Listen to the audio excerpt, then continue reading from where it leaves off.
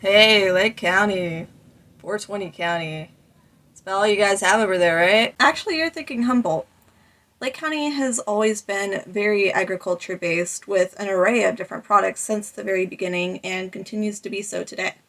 Let's go over Lake County's agriculture history, shall we? Hi, my name is Cheyenne Blue. I'm a real estate agent in Lake County, California, but my family has been here for 5 generations. I loved growing up and hearing all the stories surrounding Lake County from my family.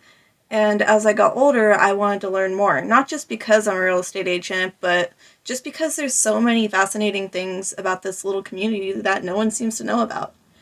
When I noticed that there wasn't a whole lot of content on the internet, I decided, you know what? If nobody else is going to do it, I might as well bring it to you guys. So I do all my own research and also use stories that I have heard from the locals in order to bring it to you. If you like videos like this, make sure to hit that like button and subscribe to my channel where I make many other videos like this on Lake County in general as well as real estate. In the 1860 census, 75% of people that resided in Lake County came primarily from 3 states. There was Missouri, Tennessee, and Kentucky. There were other ones as well for the remainder, of course, but the vast majority of people came from those areas. These men and women were the children of the original pioneers for America. They were following in their parents' footsteps and finding land that they could call their own, which ended up being Lake County. During this time, the most common occupation, it was farming. It made the most sense to do in order to provide for your family and keep food on the table, since the area really wasn't developed. By the middle of the decade, they created several mills that way locals would have a way to provide their own grain. Before this, they had to ship it all the way to Napa County and then bring it back for consumption. Which, I mean, now it doesn't seem like that big of a deal, but this would literally take a very long time to get there and a very long time to get back. And sometimes the product would end up not being edible anymore. By 1877, there were 474 farms total in Lake County. 92% of these farms were between 100 and 500 acres, which in this era that was considered to be on the small side. The largest of the farms in the county were the ranches that occupied the Unoc and the Calayomi Spanish land grants. Do you guys remember by chance the Unoc Valley project that I was talking about? This is the same land. I would really like to do a video in the future, maybe talking about the history of Unoc Valley in general, besides just the project, because I mean the project had a lot in itself, but I do want to learn more about Unoc Valley in general. If you're interested, please make sure to comment it below. For the first 10 years of the settlement, everything was pretty much locally grown and consumed. The first commercial export to be sent beyond the county's borders, you're never going to believe this, it was cheese. Of all things, it was cheese. The Lake County cheese industry had a lot of popularity for a short amount of time, but the reason why it halted was local dairymen. They couldn't keep up with the demands. It was way too much to produce the cheese and ship it to larger areas. So a lot of the dairy farms either ended up just completely going out of business or redoing their products, or they shifted to new products. During the 1870s and the 1880s, crops got more standardized and exportation became a lot more common. But we didn't really see the whole industry boom like a lot of areas in California did. The reason behind this is partially due to Lake County's location. It took a lot more time to get to where the bigger facilities were, so we never got any giant corporations like Sunkist or anything like that. But it still definitely was a huge part of our community and still is to this day. Yeah, we might not be as big as some other areas, but we're tiny but mighty. But in the 1860s, the homesteaders didn't really care about the whole industrial area of things. They were just trying to see what crops these lands could hold, and they got very creative with the kind of crops that they tried to grow. From crops of cotton and mulberries to fields of tobacco, cane sugar, the early farmers did their very best to see what exactly could grow around here.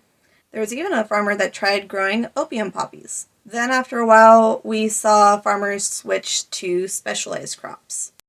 One of the most prominent things to farm back in the day wasn't a crop at all, it was cattle. The reason for this is it costs way less to ship the cattle because you went in cattle drives and walked them to whatever the destination was. There's a little bit more into it than just walking them. I mean, if you've seen a Western movie, you understand. It was a lot of work, but in the long run, it costs less than, say, to ship a bushel of whatever. For the most part, cattle were a mix of European and Mexican stock. Cattle breeding was practiced on only a small scale for the first 40 years. Depending on where the ranch was located, Lake County cattle were consumed frequently by the local resorts around the area. Some were driven over to Mount St. Helena, some towards Napa, and some went to market over in San Francisco. The end of the cattle drive seemed to be in the 1930s, though even today you will still see cattle farms around the area. Fun fact about my family, my folks actually used to work on some of these cattle ranches back in the day. A few of them over in Winter Springs, which is where I'm from. They also helped grow and harvest hay for the animals. A very prominent crop that was grown around the same time a lot of people don't know about were green beans. In 1873, Henry von Humboldt purchased 167 acres on the lower part of Blue Lakes. He cleared the area where he started his homestead and called it Laurel Dell. In 1890, he built a hotel and turned it into the first and most successful summer resort in Lake County. Clear Lake Beach Company should have took notes. No shade. Around this time, him and his wife were experimenting with green beans. In 1891, Henry started his canning business in Laurel Dell. This created the first canning company in the county. The first crop resulted in about 300 cases of the canned string beans.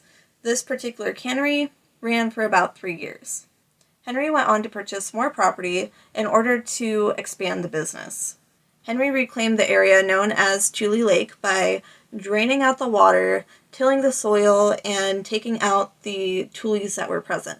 The guy, he was a hard worker. I know now people are probably a little bit upset about all that, but I mean, this was way back in the days where everything was very plentiful. He also built another cannery on the back of what's known as the Max Sleeper property. The one that's built over there was in operation for about 2 years. Henry went on to building 2 more canneries, and during this period, he developed a partnership with Mr. Mendenhall. Now, Mr. Mendenhall, he is the brains behind the perfection of the Blue Lake green beans. He was the one that bred the strains so that way they would be more appealing to customers. The partners maintained business relations for some time, but they ended up parting ways, and Mendenhall ended up actually creating his own business. It's not certain really why this happened, but it happened. According to reports, Humboldt's canneries would employ about 300 people per season. Back in the day, that was a ton. What's even crazier is Mendenhall's canneries employed even more people. There's not a for sure number on how many people that was, but it is said that he actually employed more than Humboldt's canneries. What's even crazier is the quality of the Lake County green bean became internationally known. England even took notice. Not just England, but the royals in England took notice of Lake County's green beans. King Edward VII commissioned the companies, it's not really certain which company it was, but one of the companies to supply his family with cases of the green beans. And when they did this, they actually personalized the green beans specifically for the royal family by wrapping it in a royal purple and embossing it with gold and silver. That's a really cool accomplishment if you ask me as a business owner. Both green bean pioneers sadly died within a year of each other, but the Blue Lake green bean strain lived on. A sample of it was given to a farmer over in Oregon who continued to develop the green bean. I'm not sure really where it went from there because I couldn't find any stats to really say what happened from there, but apparently it was something that continued on for a very long time. Many workers of both of the original factories had nothing but good things to say. They all had really happy memories and enjoyed working for the company. I think that that's a pretty cool accomplishment as well. Another prominent ag product in Lake County, pears. When you think of a pear, the first thing that will probably come to your mind is actually a Bartlett pear, which started here in Lake County. The iconic fruit that is still harvested today is also harvested by the descendants of the original pear pioneers. The very first pears were planted here in 1890. Lewis Henderson planted the pears, and those orchards are still in production today. The very first pears were planted here in the 1880s. Louis Henderson planted pears in the 1890s, and those orchards, they're still in production today. Other pear pioneers ended up following the trend, and by 1919, there were over 700 acres of pears planted. In the early 1920s, the California Packing Company was established and operated the largest dry yard in the world, and it was in Kelseyville. Yeah, that little town, it was there. The largest dry yard in the world at the time was in Kelseyville, which today it's the site to the Adobe Creek Packing Company. Until after World War I, fruit was primarily dried and sent off to Europe where food was desperately needed. In the mid-1920s, Europe required a tariff on imported foods, just as boxing fresh fruit became the norm. While most boxed fruit was shipped by train, Lake County has never had a rail system. The Lake County farmers had to ship pears by truck over the Hopland Grade or to Ukiah. Imagine that, like having to ship all this produce over the Hopland Grade constantly. I know some trucks go through there a lot now, but still that's mind-blowing. That was the only way that they were able to do it, which of course that probably also made it a lot more costly. Throughout the 20th century, Kelseyville was known as the pear capital of the world. In 1999 alone, 85,000 pears were processed in Lake County, most of those being in Kelseyville. The Lake County Pear Association was established in 2005 and works to promote many varieties of Lake County pears. Today, Lake County celebrates its special pears by the Pear Festival that is held every year, except for last year because COVID. But typically the Pear Festival will bring thousands of people. I've actually worked at the Pear Festival in the past with different friends of mine and everything. And it's so cool because they have so many different foods that are made with pears. Like there's pear ice cream, there's pear beer. I didn't even know you could make beer out of pears, but I guess it makes sense.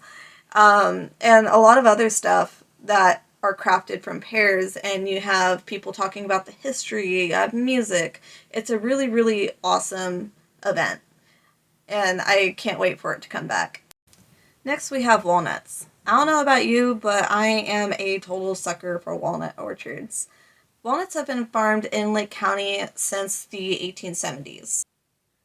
It's typical for Lake County's English variety to be grafted onto the black walnut root base. They do this so it creates a much more robust tree. The black walnut is a lot stronger than the English walnut, but the English walnuts, they're much easier to crack, and apparently they also have a better taste as well. You can drive around Lake County and you'll see that the walnut trees are still very prominent. Lake County's walnuts are especially prized because they are known to have a lighter color. This is due to Lake County's high elevations that typically hasn't really been like that lately, but typically they bring cooler summers than in the Central Valley. Buyers pay a premium for the higher quality of the Lake County walnuts. And the most recent data that I could find on how much walnuts there are here was back in 2008, there were over 2,100 1,500 acres of walnut orchards that brought in over $1 million worth of income to the county. The last main ag product that I'm going to talk about today in detail are the wine grapes. In 1884, Lake County boasted over 600 acres of wine grapes. The vineyards were established by notable people in the county. Cenarius Hastings of Hastings Law School and Lily Langtry, who was a colorful theater star in Europe as well as America. Lily Langtry purchased the Langtry property in Union Valley in 1888. The property's wine history dates back to 1854 when grapes were first planted at the site. Rumor has it that California's oldest wine vines still exist in that area. By the year 1900, Lake County wines were winning international awards. Lake County was getting recognized as producing the best wines in the world. However, in 1920, the Prohibition brought an end to Lake County's wine production. Most of the vineyards were ripped out and planted with other crops. In the 1960s, Lake County's wines made a comeback. Some visionary farmers wanted to test the area's wine grape potential. They began planting new vineyards from less than 100 acres in 1965. Some visionary growers saw the potential for better wines, and they took it. We went from less than 100 acres in 1965 to now having over 10,000 acres of vineyards and producing some of the world's best wines. This number is expected to double in the next few years because of the popularity of Lake County's wines. Today, Lake County is home to more than 30 different wineries. Next time you go to the store for some wine, take a look at the bottles. You'll probably find that quite a few of them come from our little community. This is all the time I have for Lake County's agriculture for today. I did briefly want to mention that there also have been kiwi farms, but those haven't been super prominent or super successful yet. Who knows what's going to happen in the future, though? You are also welcome to always comment below what you would like me to do next. Except if you're a troll. No trolls allowed. You can look like a troll. We don't judge on looks. But don't act like a troll. It's not allowed. You'll be deleted. Alright, until next time, have a good one, guys.